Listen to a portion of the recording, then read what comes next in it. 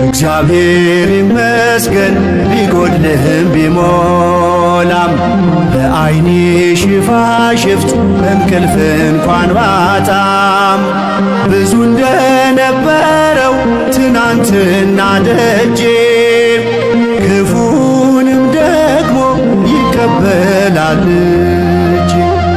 እንደምን ቢሉት ዘመዶች ከተው ሚስቱ ትታው ሄዳ ልጆች ሞተውበት ዓይኖቹ በምሬት እንባ ላፈሰሱ እግዚአብሔር ይመስገን እግዚአብሔር ይመስገን ነበር የኢዮብ መልሱ።